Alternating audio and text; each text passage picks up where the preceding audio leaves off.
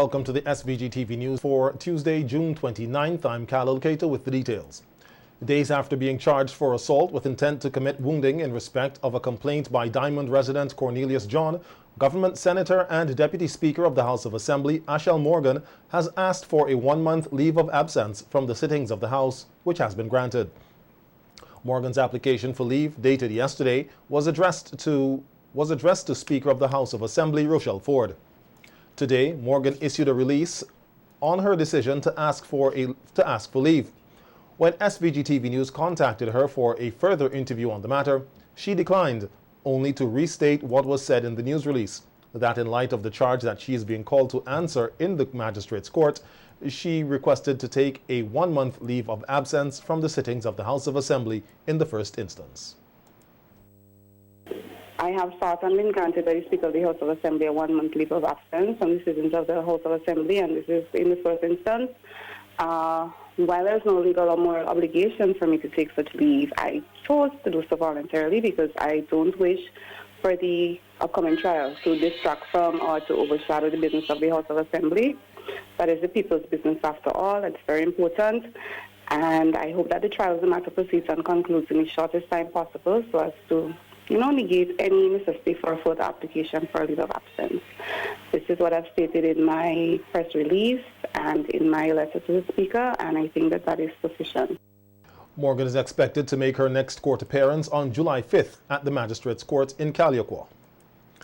Meanwhile, K. Bacchus Batiste, who is the lawyer representing the shooting victim, Cornelius John, in the matter involving Senator Morgan, told SVG-TV News that while her decision to take the leave of absence should have been done a long time ago, it is the least that she could do right now.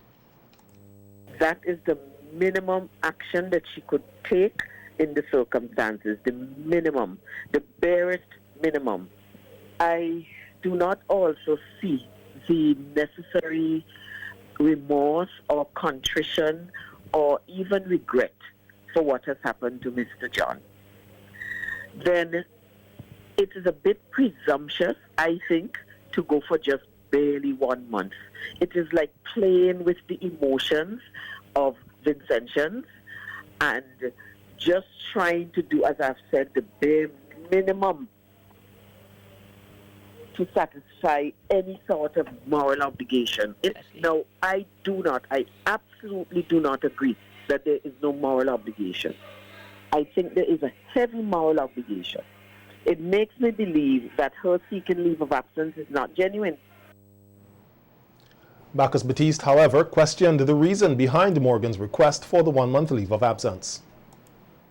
Having read her request for just barely 1 month, the concern is she is a lawyer, and I do not know of many cases that can finish within 1 month, because the first hearing is slated for a week from today.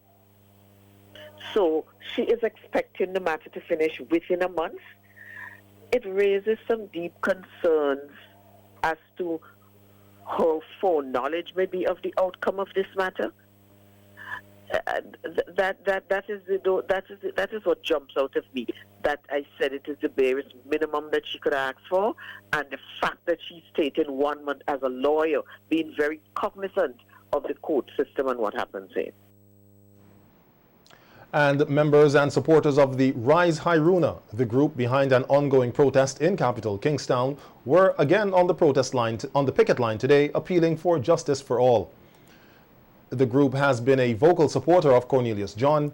Government Senator ASHELLE Morgan and Assistant Director of Public Prosecutions Karim Nelson have both been charged with offenses stemming from the shooting incident. John himself is also facing charges on the matter. Spokesperson for the group, Rise Hairuna, Nikisha Williams, spoke with SVG-TV News about their cause. We continue to see a number of social ills transpiring in our community, and we cannot stand by and just do like others and say nothing. You know what I mean? We believe that we have a social responsibility to speak up and be counted. You understand? It doesn't matter if we are standing here all by ourselves or if we have a crowd. That is not the important part. The important part is that we bring light to situations that are happening. Cornelius John and his situation is just one of the issues that we are here protesting. We are also protesting the distribution of aid by NEMO, as well as we have been seeing also a number of crimes being committed against our women and girls. So we are here for that as well. We're here for a barrage of issues. We feel that there have been enough situations in St. Vincent and the Grenadines where persons in authority have been finding themselves entangled in legal issues, and nothing really transpires. Nothing happens after that. There's a big hurrah one day, and then tomorrow it's like what we say, the 9 days talk. This issue is not going to be a 9 days talk. We're not going to let that one just be 9 days at all.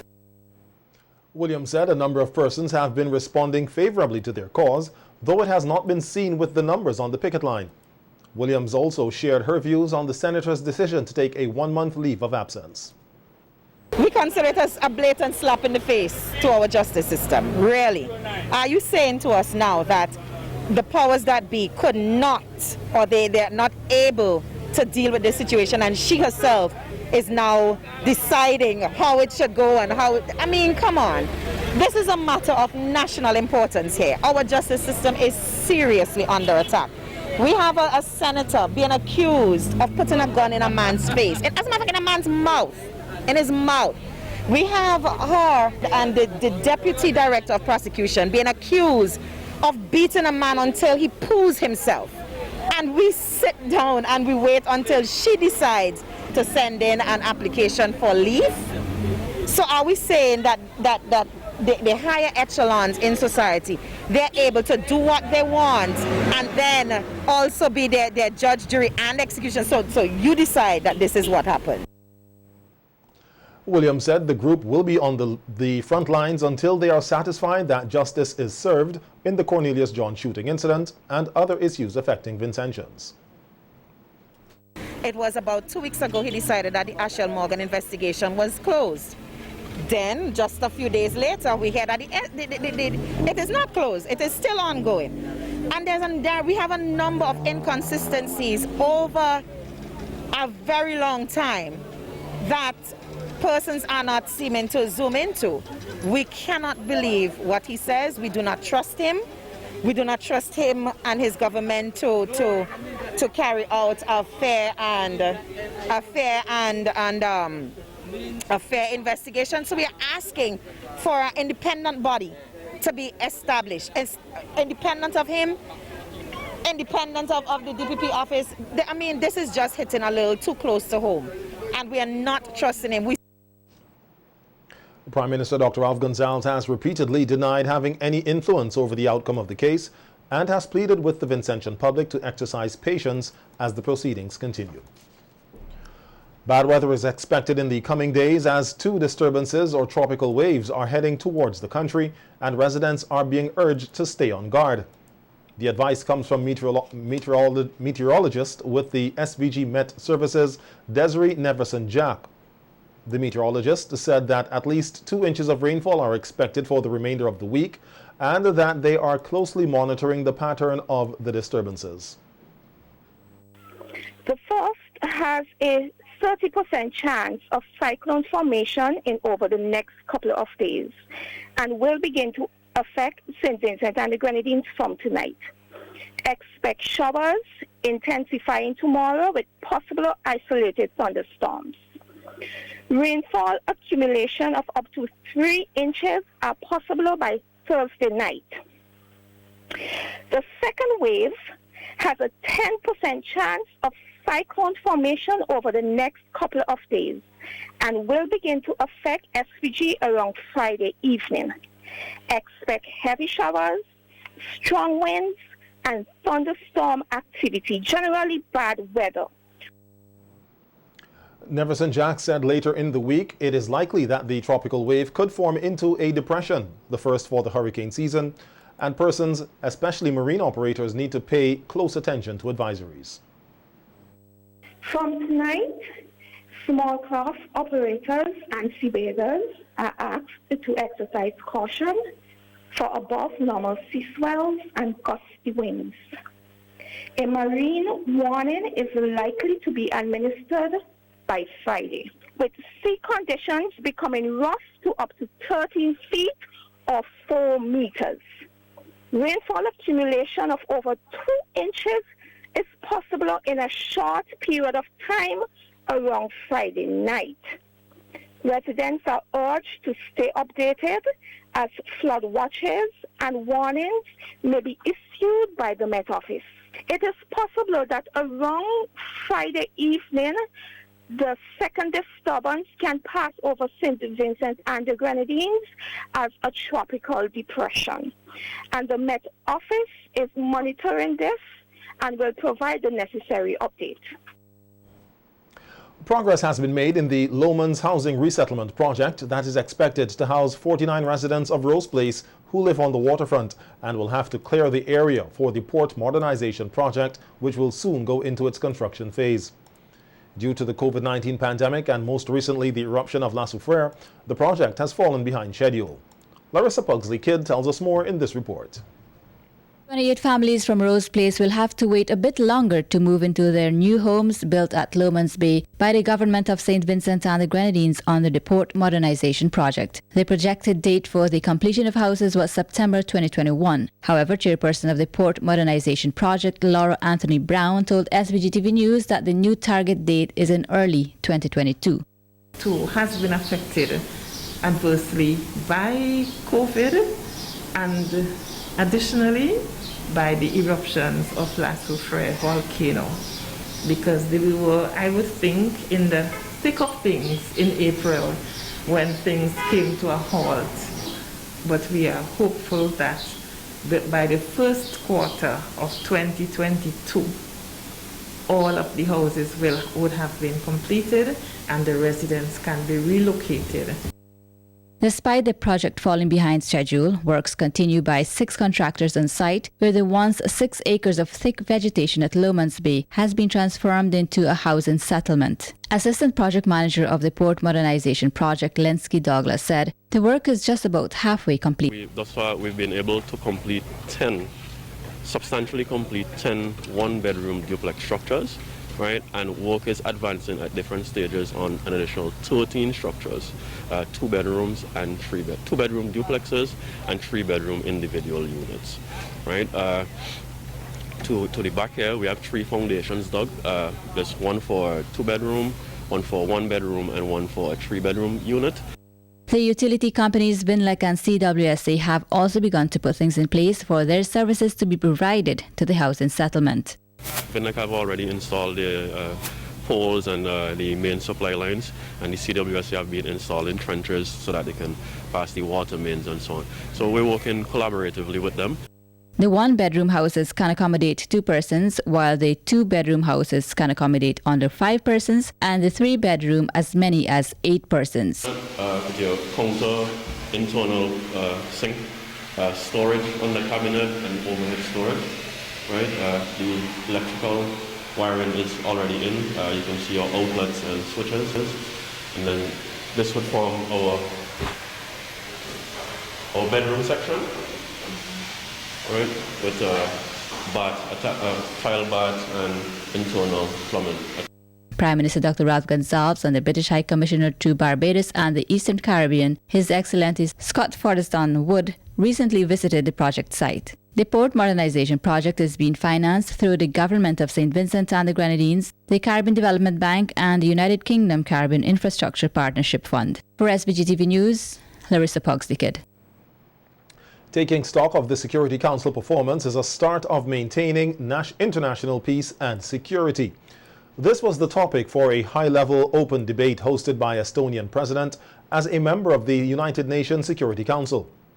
Senator and Minister of State with responsibility for foreign affairs and foreign trade, Kiesel Peters, who represented St. Vincent and the Grenadines at the debate session, focused her presentation on cyberspace and how information communication technology, or ITC, ITC problems can negatively impact the security and peace of many nations.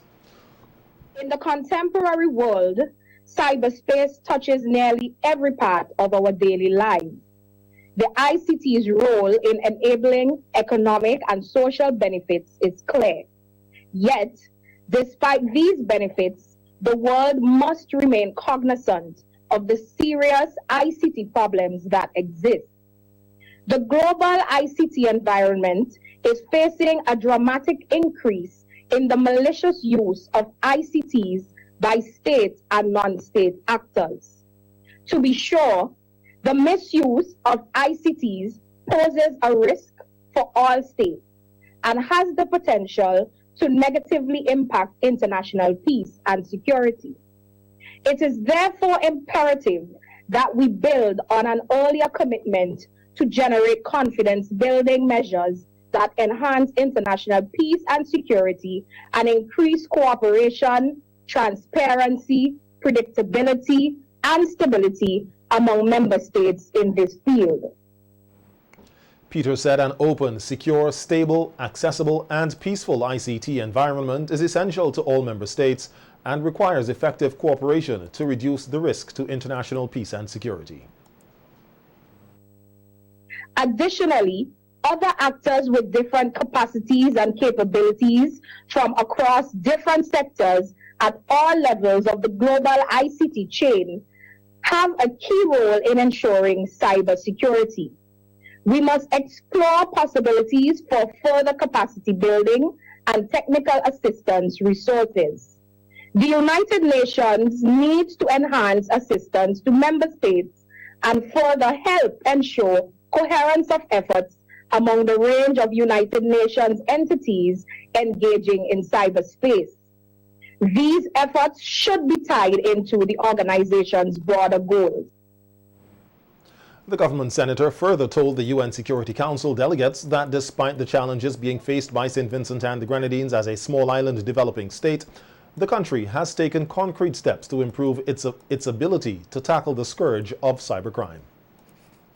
2 laws, the Electronic Evidence Act of 2004 and the Electronic Transactions Act of 2007, underpin a basic legislative framework for cybersecurity in the country. In August 2016, lawmakers passed the Cybercrime 2016 bill into law, thus providing the country with substantive and procedural law to be able to deal with cybercrime more effectively. We are also committed to our regional cybersecurity agreements within the OAS and CARICOM. Due to the COVID-19 pandemic and further disruption due to our recent volcanic eruption, schools within our country have switched to remote education, as is the case all over the world. Considering this, the Ministry of Education and National Reconciliation has embarked on a Go Cyber Smart campaign to promote cyber safety. Senator Peters used the opportunity to call on member states to remain committed to international law and framework for responsible state behavior in cyberspace. She said failure to agree to the rules of engagement policy norms and international cooperation mechanism with peaceful ICT environment will only yield a new source of instability and conflict.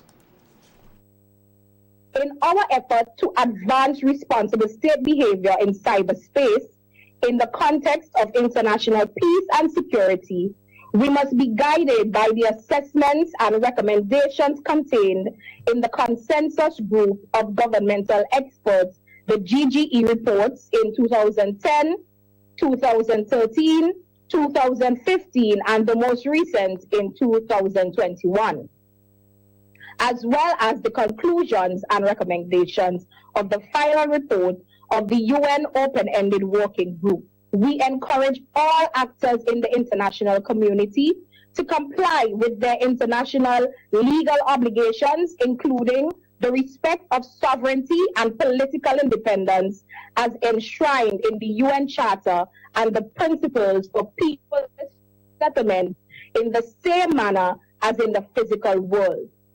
The urgent need to drive to maintain international peace and security in cyberspace must never stop. The UN Security Council has primary responsibility for the maintenance of international peace and security. It has 15 members, and each member has 1 vote.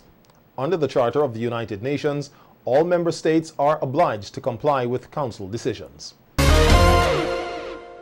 Citizens are again being encouraged to know their status by getting tested for HIV/AIDS as SVG observes National HIV Testing Day. This day is observed every year on June 27th, and AIDS coordinator for the public sector entities, Winfield Tanis Abbott, says that due to the COVID-19 pandemic and the eruption of La Soufrière, some of the activities to commemorate the day locally were unable to be held. It was not only HIV testing, we also did, and I must say, it's rapid HIV, syphilis, and COVID-19 tests that was done. Usually, it would have been a week of activities where I would have seen myself going to primary and secondary schools, and also I am also in the communities talking about HIV, doing condom demonstration, doing the female condom demonstration, and those sort of things.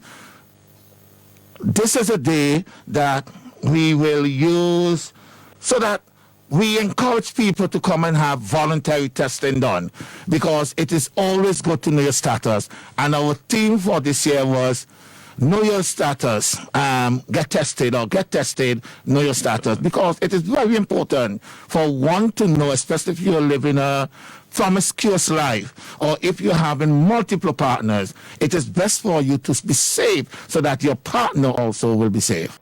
Tanis Abbott outlined the procedures that persons who have a positive HIV result after testing should follow. He is also encouraging persons who already have knowledge of them having the virus to continue to take their treatment.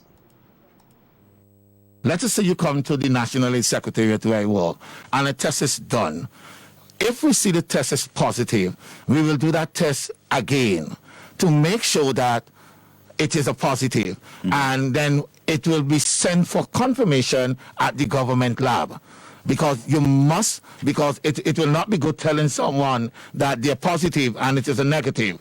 Right. When that is done and you're positive, you will go in what we call care and treatment. So then you will be referred to what we will call the infectious disease clinic, where you will see the nurse there and you will see the doctor. And we also do what we call test and treat. Right. So you're positive, then you will go on to treatment. With your treatment, the doctor will be the one who will tell you what treatment that will be given to you, because she's obviously the doctor. That is Dr. Davy. And the place where you will go to get the treatment will be at the government pharmacy upstairs the hospital. Persons who wish to do an HIV rapid test along with syphilis and COVID-19 tests are asked to visit the National AIDS Secretariat or call the office at 451-2489. We have now relocated to what was once called Pit Stop Restaurant. That is between grammar school and high school. I think there's a roundabout right there. Oh, grammar school and prep school across the bridge there. Yeah, right there. That's where we are now. And our telephone number is 451-2489. That's 451-2489. And also we're on Facebook. We are the National AIDS Secretariat. We're open every day of the week. And sometimes I get to work at 7 o'clock. So I am one of those persons who love to be in an office. So we officially start at 8:15. So we do HIV tests Mondays, Wednesdays, and Fridays. So from 8:15 to, let us say, about 3:34. But if there are people still outside waiting, we will make sure, because I believe that if there's a reason why someone or persons will come to have an HIV test done. HIV is a virus that attacks cells that help the body fight infections, making a person more vulnerable to other infections and diseases. It's spread through contact with certain bodily fluids of a person with HIV, most commonly during unprotected sex or through sharing injection drug equipment. Minister of Agriculture, Forestry and Fisheries, Soboto Caesar, says while there have been some delays in the distribution of communication devices for fisherfolk due to the disruption caused by the La Soufrière eruption, they will be distributed soon. Yes, so we have constant programs which are ongoing for assistance with equipment for persons who are going out for navigation and safety. So it's not to say that it is something that's happening for the first time. It's something that is ongoing. And we have equipment that we are going to be distributing in the next week or so. we had scheduled to have this distribution earlier, but because of the volcanic eruption, the disruption for a lot of the different persons in the fishing industry, but we are going to have that. And after that, we have monies that were allocated under the supplementary estimates that we will provide even more. So I don't want persons to think that it is a one-off thing that we got some equipment and we are holding up the equipment in some room down at the fisheries and not giving to the fisher folk. No, that's definitely not the case. Minister Caesar also shared that the long-awaited identification cards for fisherfolk will be rolled out in the near future. Yes, the ministry has the permission from the cabinet, and we are all in agreement that the fishers will get the IDs available.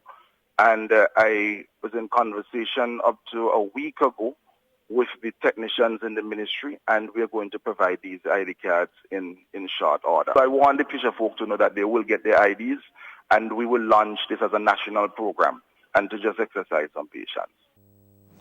President of the National Fisherfolk Association, Winsbert Harry, has long been appealing for identification cards for fisherfolk. The matter was raised again a few weeks ago when 3 fishermen went missing at sea. They were rescued after 11 days by a tugboat between Curacao and Martinique. The SVG Red Cross last Friday handed over an assortment of equipment and cleaning agents to Superintendent of Prisons Timothy Hazelwood at a brief ceremony at Her Majesty's Prisons, HMP. According to the superintendent, the donation was very timely because it will meet some of the needs of the prisoners. Superintendent Hazelwood said that he looks forward to collaborating with the SVG Red Cross in the future on initiatives that will positively impact the lives of the inmates and the environment at Her Majesty's Prisons and the Belle Isle Correctional Facility. Her Majesty's Prisons also received a consignment of toiletries and other necessities to assist the inmates through a donation made possible by Vincentian-born registered nurse Marcella John, her colleagues, and members of the Reading community in England. Superintendent Hazelwood said the donation would go a long way to alleviate some of their challenges and looks forward to partnering with Ms. John and her colleagues in the future. 6 new positive COVID-19 cases were reported from 158 samples yesterday, resulting in a positivity rate of 3.8%. 7 new recoveries were noted over the reporting period. 211 cases are currently active and 12 persons with COVID-19 have died. 2,225 cases of COVID-19 and 2,002 recoveries have been recorded in St. Vincent and the Grenadines since March 2020. The National Emergency Management Organization, NEMO, said persons who persist in incorrect or no mask use, remain unvaccinated, and participate in mass gatherings will continue to be at risk for being infected and spreading COVID-19. To reduce the spread of the virus in the country, compliance with the protocols, including the effective use of masks, physical distancing, and the evidence-based recommendations to be vaccinated with the available vaccines, is strongly recommended.